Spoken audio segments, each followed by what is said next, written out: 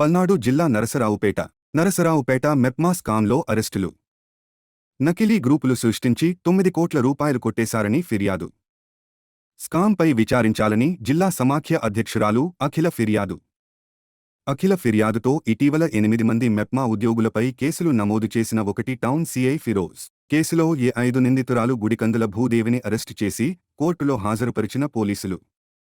మెప్మాకో Gudikandula భూదేవికి remand విధించిన Narasaraopet court. నకిలీ గ్రూపులు సృష్టించి వివిధ బ్యాంకుల నుండి కోట్ల రూపాయల నగదును కొట్టేసిన గ్యాంగ్. నిందితులకు పలువురు బ్యాంకు సిబ్బంది సహకరించినట్లు ఉన్నతాధికారుల గుర్తింపు. స్కామ్లో పాత్ర ఉన్న మిగిలిన ఉద్యోగులను త్వరలో అరెస్టు చేసే అవకాశం. అందరికీ నమస్కారం.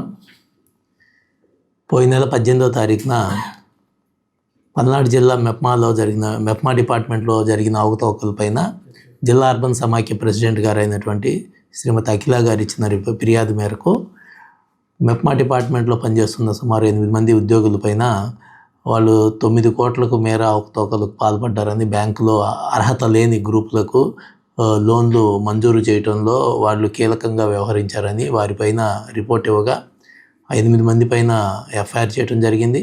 దానిలో విచారణలో భాగంగా మొన్న నైట్ A5 భూదేవి గారిని కర్నూలులో అరెస్ట్ చేసి నిన్న కోర్టులో ప్రొడ్యూస్ చేయగా మ్యాజిస్ట్రేట్ గారు 13వ తారీఖు వరకు వాళ్ళకి రిమాండ్ విధించడం జరిగింది. అంతేకాకుండా మిగిలిన ముద్దాయిల గురించి కూడా ఇన్వెస్టిగేషన్ అనేది చేస్తూ ఉన్నాము. వాళ్ళను కూడా త్వరలోనే పట్టుకొని చట్ట ప్రకారం వారిపైన తగిన చర్యలు